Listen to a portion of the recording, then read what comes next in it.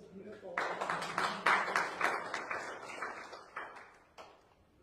Kathy Zavada, who actually came here and was part of our community retreat we had, if you all remember, up in Applegate one year, and she led the whole retreat, which was very, very special. So when we think about being an instrument of peace, which that song is about, where there's hatred, let me sow love, all those simple little things, that's using our power for a greater good. And the Centers for Spiritual Living theme this month is Power to the People. And my talk title is Power Begins Within. And I know you know that.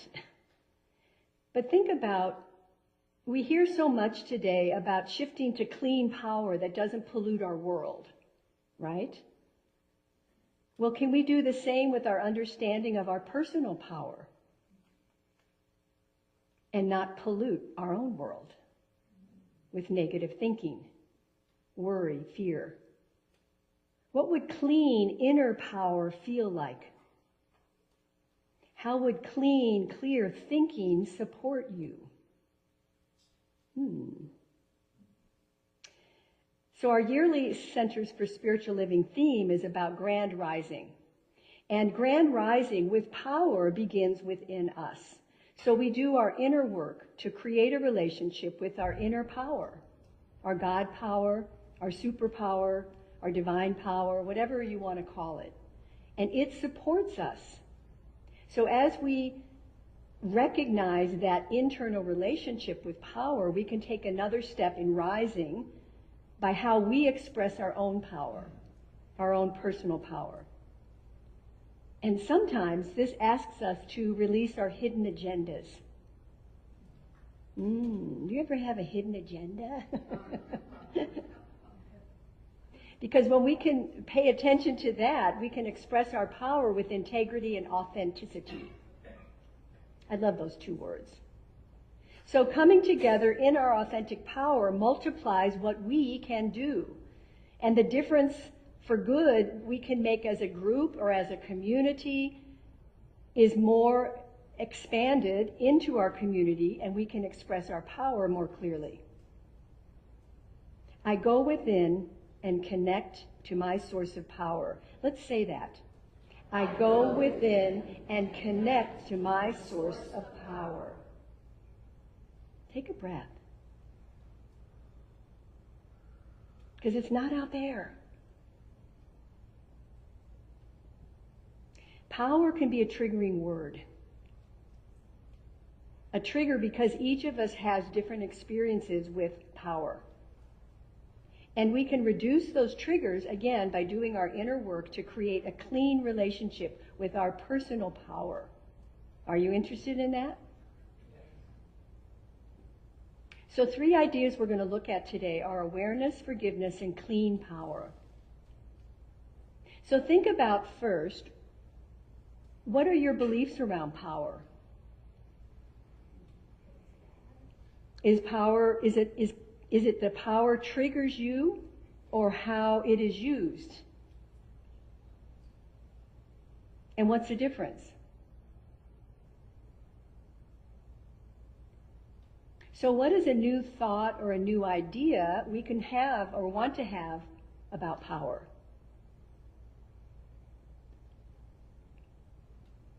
The great author Alice Walker said, "The most common way people give up their power is by thinking they don't have any."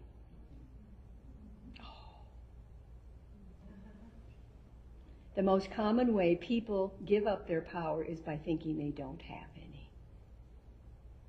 Which reminds me of what we teach here in the Science of Mind, or the 4 kingdoms of consciousness. Life is done to me, I'm a victim. Life is done by me, I start learning tools to help me. Life is done through me, I even grow closer and closer to my inner source, and eventually life is done as me. So interesting, I looked up the definition of power in the dictionary, And it literally means to be able. Period. Is that scary? To be able. I thought, wow. And in the Bible, the word indicates might, strength, valor, rule, and dominion. How many times have I reminded us to take dominion over your thinking? You have that power. So understanding and healing our relationship with power can create that amazing foundation for us to express then our strength and our power. And I think the safer we are with ourselves in power, the safer we are with others. Emily Cady, a wonderful metaphysician, wrote in 1896, this gal was smart. We go into divine presence that we may come forth into the world with new inspiration, increased courage, and a power for overcoming.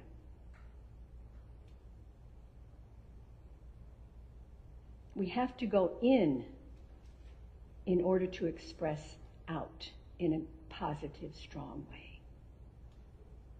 I go within to connect with my source of power. Say that with me. I go within to connect with my source of power.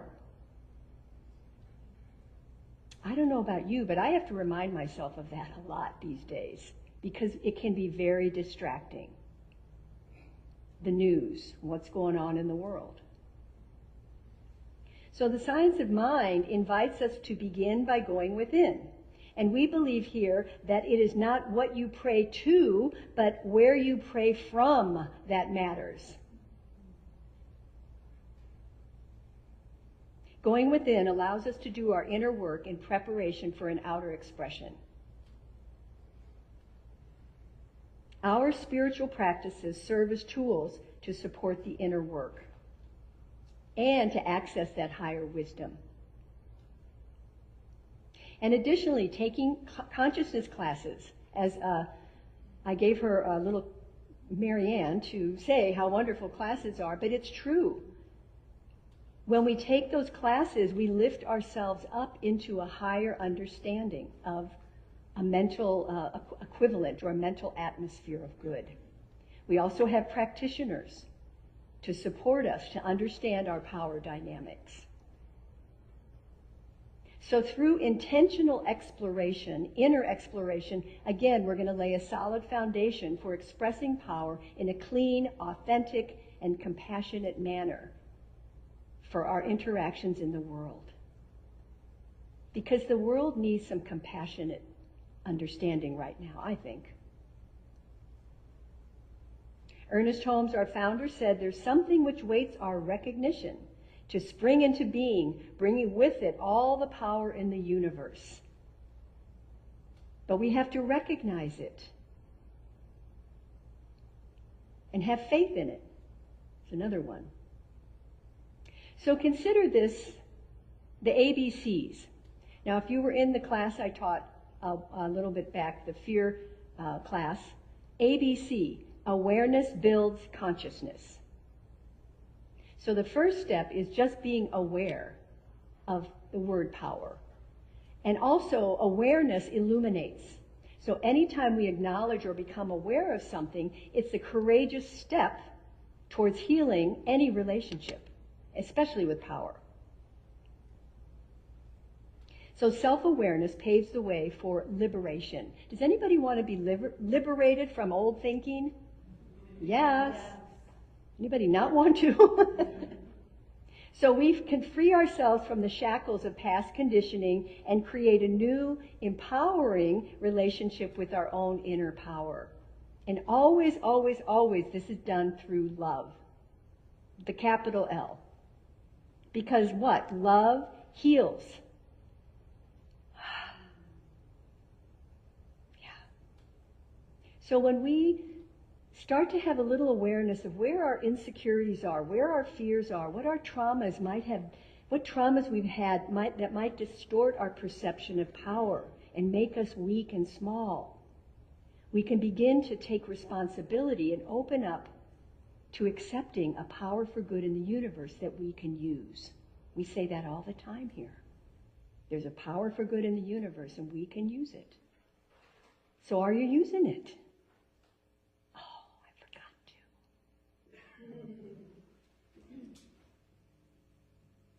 So we always have, I think, an invitation to reclaim our power, don't we? I mean, moment by moment. And it's interesting to think that power itself is actually neutral. It's our beliefs and our experiences that color our understanding of it. It's the past traumas or whatever happened that color that idea of power. And again, through awareness and acknowledgement, as we release those limiting beliefs and negative associations that we might have formed around power, then we open ourselves up to embracing power as an actual force for good in our lives. May the force be with you. I go within to connect with my source of power. I go within to connect with my source of power.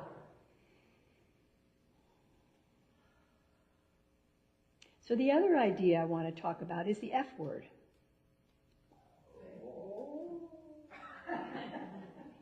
Forgiveness. Forgiveness is a scary word for most people. I got you there, didn't I? Because forgiveness is a catalyst for healing, and it plays a big role in our journey of transforming our relationship with power. And we know about forgiveness here. It's really going into our inner work to encounter any past experiences that have left wounds on our psyche. Bless it. Because I know some of us have had experiences when power was misused, or when we felt disempowered, right? We've all had that. And carrying that burden of those memories can hinder our growth and ability to express our own personal power authentically. So that's why forgiveness is such a huge opportunity to release those memories and, again, liberate ourselves from the chains of resentment, anger, and regret. Anybody ever have those? Take a breath. Remember last week, Reverend Pixie said, put it on the altar. And we did. We put things on the altar. So I invite you to, just in your own awareness, if there's some forgiveness that you're holding on, unforgiveness that you're holding on to, put it on the altar and let it be altered by God, by the divine, by a power greater than you. It is not me, but the Father within me that doeth the work. I always come back to that, because I of myself can't necessarily forgive that thing or person, but there's a divine part in me that can.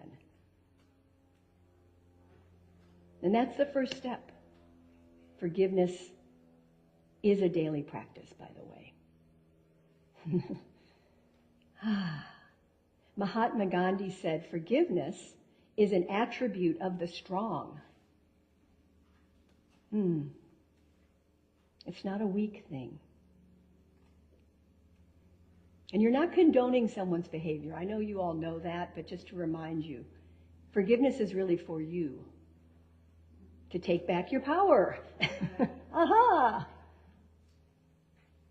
And then the other idea is clean power, or God power, or uniting with the One. So the more we delve into our relationship with power, the more we can understand and explore and redefine our feeling about power. I invite you to close your eyes for a moment and think about, what would clean power feel like to you? Or God power, or whatever. Just what would it feel like to you? How would it express in your life?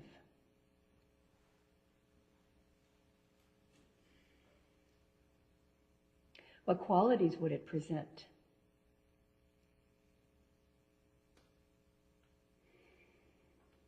And how might clean power create a space of safety,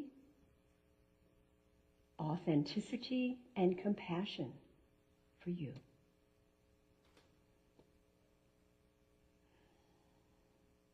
I go within to connect with my source of power. Say that with me. I go within to connect with my source of power. Because through introspection, through awareness, we pave the way for a healing journey that, again, releases us from the burdens of the past, and it enables us to respond to life's challenges with clean power, clean thoughts, clear thinking. All right. So everyone should have gotten 2 strands of twine. Make sure you have it. And if you don't, Holly's back there. She can give you 2 strands.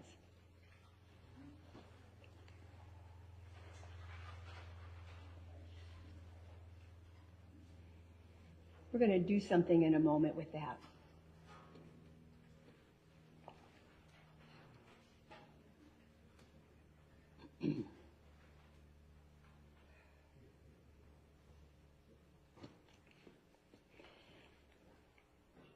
This is from Mark Nepo's Book of Awakening.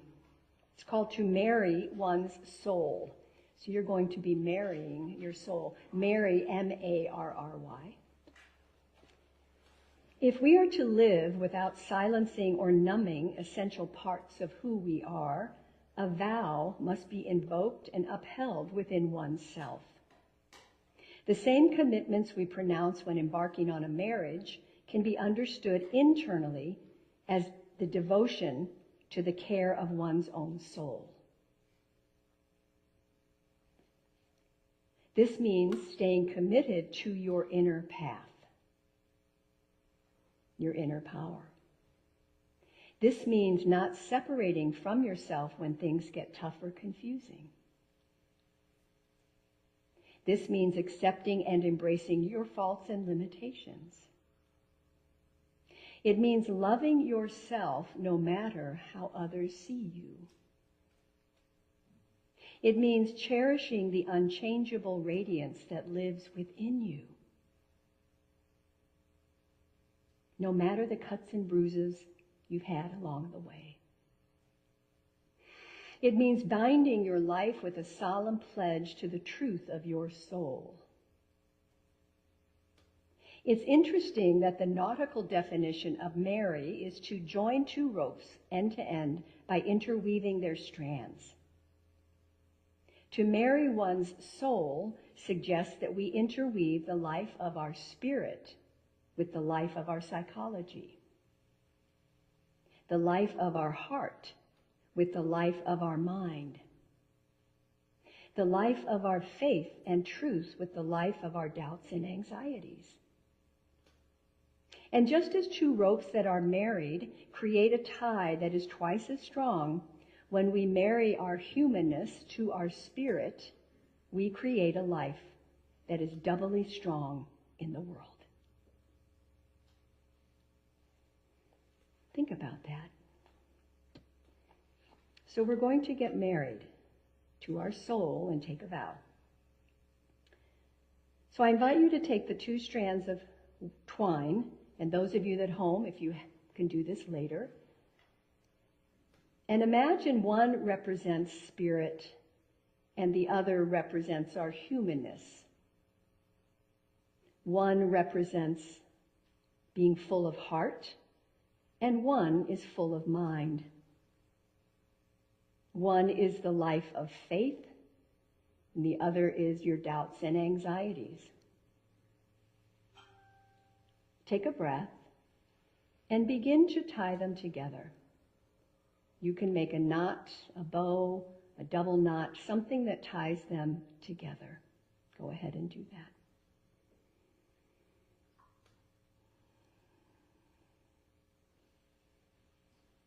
And think about all the parts of you that you're coming together to strengthen your connection to yourself in all parts of you.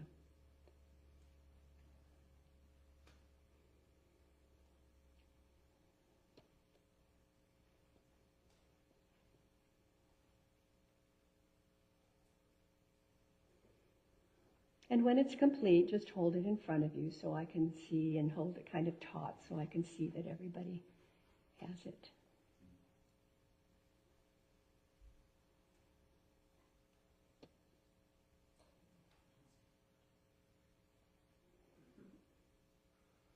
And say a silent thank you to yourself. And imagine the strength and power of your soul lighting up, giving you courage for your life. Because you're uniting all parts of you into one, your power and strength. So I invite you to repeat after me. I vow to take care of my soul. I vow to take care of my soul. And remember that power begins within. And remember that power begins within. I vow to take care of my soul. I vow to take care of my soul. And remember power begins within. And remember that power begins within. Take a breath. I am amazing. I am amazing. I am amazing. I am amazing. I am amazing. I am amazing. You can relax your hands.